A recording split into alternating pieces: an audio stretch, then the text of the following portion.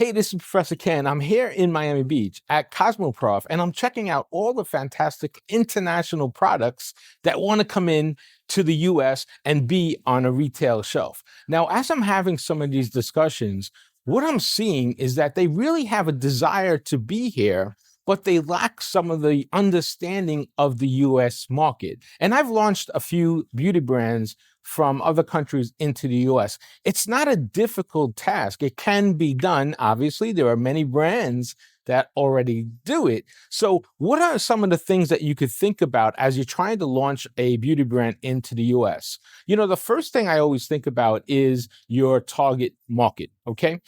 In your home country, you have an established target market. You understand your product. The consumer in your home country understands your product. And that's what's made you successful in your home country. But now here in the US, that target could shift. Now, fortunately, in the US, we're very diverse, obviously, right? We're a melting pot. So you're going to have every culture, every nationality, every ethnicity here in the US market. So you will find a group of US residents that will buy your product. Now, the question is, where are they located? Where are they? So what you need to do is understand your target market and now find out where they are. And I think about sort of these three W's when I'm trying to launch a new product. The first one is what? And that means, what is your product? So what is your unique position? And we'll talk about that here in a second.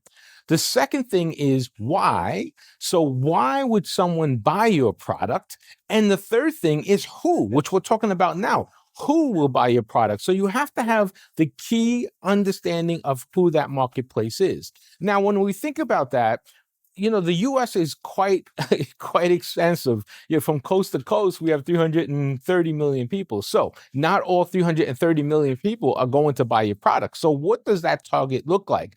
So from your home country, what I would do, and now you can use AI to do this, which is pretty phenomenal. I would design your persona that's in your home country, understand, the nationality, the language they speak, maybe 2 or 3 of their pain points, maybe 2 or 3 of the things that they do, why they like the product, and what your price is for your particular product, in what size in your home country. Okay, so now you have your home target persona mapped out. Now you have to look at that and think, will this persona transfer or translate into a US persona? Now, what you could do, you could simply take that persona, put it into, let's say, ChatGPT and say, hey, act like a professional beauty brands marketer in the US. Here is my persona in my home country. How will this fit into the US market? And what will the demographic or the persona look like in the US market? And map that out for me. So you could easily do that. Now, of course, that's some of the things that I've been doing for years. So there are professionals that can help you with all of this, but that's a quick, easy way to do that. Okay, so now we have the who. Now, the next thing I like you to start thinking about is the what. Okay, that should be your first idea of what your product is. You understand what your product is because in your home country, you're very successful. So the what is normally defined by a unique selling proposition, right? A unique value proposition. So that means, how is your product different? Now, again, let's think about this. In your home country, your product should have some features and benefits, and it's different in your home country because of A, B, and C. Okay, great. Now, let's take that differentiation from your home country and let's put it into the US market. Are we still different with A, B, and C in the US market? Again, you can use a ChatGPT and sort of summarize that inside a ChatGPT engine and say, hey, this is my unique value proposition. These are my features and benefits of my product in my home country. Will I be able to use the same in the US market? And then get some back and forth and try to get some answers there. So that's sort of the what. The what will define your product, will define your success in the US market. And that's what retailers are looking for. Why is your product so different and what makes it so different? And do you understand how your differentiation in your home country translates into the differentiation here in the US market? Okay, and now we have that third W, which is why. All right, so why will my consumer buy the product? Why will a US customer buy my product? That sort of ties into the who, it sort of ties into the why. It all comes in together. So understand that you have to get those questions answered first. The what, the why, and the who. All of them are important, but each one of them have to be looked at very carefully. Now, just because you've done that, that doesn't mean your product will find immediate success here in the US market. Because listen, as I mentioned, I launched products, beauty products here in the US. It's a difficult road. And this is before all the tools we have today, the AI tools and the social media platforms that we have, right? So you can do this. But now what the retailers are looking for, they're looking for a story. So when you start defining the who, the what, the why, then you also have to define your product story. Now, if you're already successful in your home country, you do probably have a story. So does that story translate and transfer into the US market? That's valuable information as well. So have a story. And then what I would do before you start talking to retailers in the US, you may want to get your social media channels set up here in the US and start reposting some of the stories you have in your home country into the US market so people start seeing that channel. Because what a buyer does today is that, hey, I'm Professor Ken, I have a new product, and you're speaking with the buyer. The buyer will, even in front of you sometimes, ask you, okay, how are you trending on TikTok? How are you trending on Instagram? What does that look like? Are you selling online yet? Any of that stuff, okay? So you need to have some type of US presence. And with today's tools, you can easily set that up. Now, one immediate way you can get into the US market is Amazon. I mean, Amazon is phenomenal for just about everything. Now, there are some approvals that you have to go through, specifically in the beauty industry, right? You have to get products, what they call ungated, to be in the US market. So once you do that, set up a simple channel, maybe only one product, and set up a simple one product Amazon channel and start getting the word out. And you're going to start selling stuff. Make sure that you have the Amazon page completely filled out. Now, with that story, with the Amazon sales, you have some data in your hands that you can show a retail buyer and say, hey, listen, we've been on Amazon for 6 months and we have 2,000 reviews and they're all 4 or 5-star reviews and people love this product. We want to get it into your store, Mr. Buyer. How can you help me? Something like that would be what I would do if I was launching a product now. The other thing you could do, once you have that Amazon channel up, you can get into other channels. So you can get into, obviously, Walmart.com. There's a lot of different 3P beauty suppliers out there that you can work with. So it's a very easy market entry. Now, I say all this, which is very important. You have all these steps you have to follow. But the one thing you have to keep in mind that it's going to take time. And some of the mistakes that international companies make when they come into the US, and it doesn't matter what product it is, and I've launched food, beauty, and even toy products here in the US. The international manufacturers make these 3 common mistakes. Number one, they think they understand the marketplace. Perhaps you do. Perhaps you do. However, you're not an expert in the market. So the first mistake they make is they bring someone in from their host country, or they hire a friend or a cousin or something like that to help them run the US business, and they don't get a professional involved, which could cost you tens of thousands of dollars and months of launch time. So that could be a big mistake. The second thing that you do is that you don't have a strategy. You don't have a plan.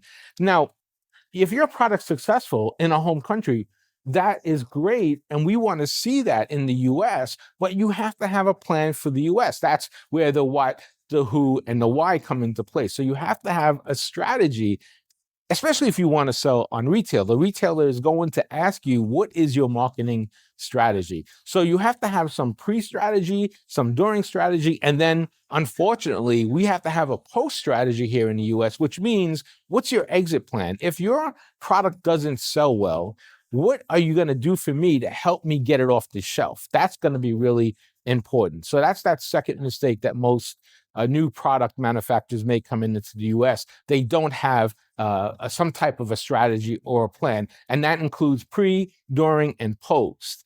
And now the third mistake that most manufacturers will make is the money mistake.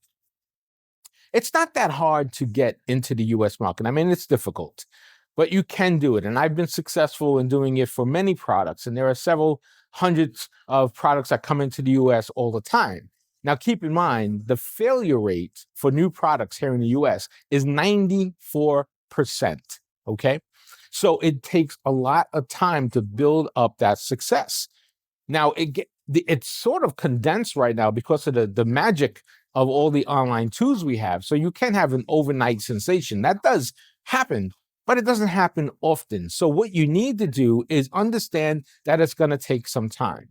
The average product takes 12 to 18 months to get established here in the US. So this is where the money factor comes into involved. I've helped products get into the US, and I've worked with all kinds of different management teams that come in Miami. Down here in Miami, it's a beautiful place, right? They get a wonderful fancy office somewhere in Coral Gables or in Brickell or something like that, and they're paying a ton of money in rent. Maybe they hire 2 or 3 people to help them with some admin things. And now what they do is they blow a big budget on that office, and that budget gets blown through in 6 months and 12 months, but they haven't sold one product yet, 0 sales. So if you have a big fancy office with 0 sales, well, you can see what the problem is there.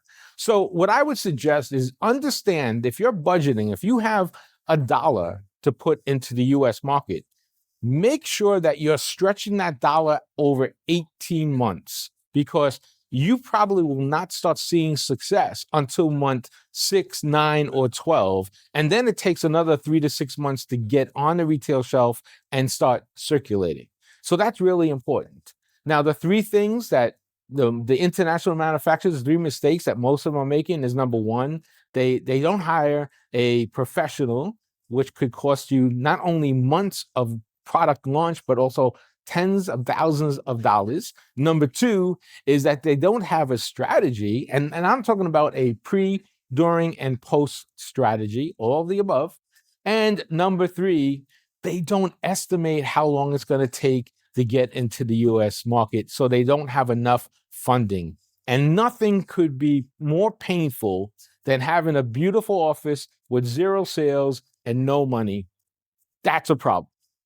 So these are some of the exciting things that are happening, and I encourage you to try to get into the US market. I encourage you to bring your product over here and get into the US, because the US is the best market that we have out there in the world and could really establish your brand. So I wish you luck, and let's go check out these new products here at CosmoProf in Miami Beach. I'm Professor Ken. I'll see you out there. Hey, this is Professor Ken. I'm here at the CosmoProf show. This is really interesting what I found here, a new AI system that's coming out into the market that acts like an LLM that's focused on the beauty industry. So imagine a ChatGPT system that just is an expert in the beauty industry. It's not yet out, and they're hoping to launch it here in the next couple weeks. And I took a quick preview of the system, and here's a quick idea of the video. What's really great about this, and they've actually been in operation since 2022, so they have a big database of data, and they're also tied into all the retailers that are out there, so they can give you a good understanding of the retail operation here in the US market too. So look for it. It's actually called Trendier AI, and it should be out here sometime in February or March of 26. And basically what it does, it acts like an LLM. So just like a chat GPT, and you could put in your ideas in your system and what you're trying to do. And it comes up with this incredible data that would probably take you months to pull and perhaps tens of thousands of dollars to get. So I'm looking forward to it. I'm going to be on the advanced team to take a look at things. They're here at the CosmoProf now, so I can't wait to check it out live. Remember, it's called the Trendier AI.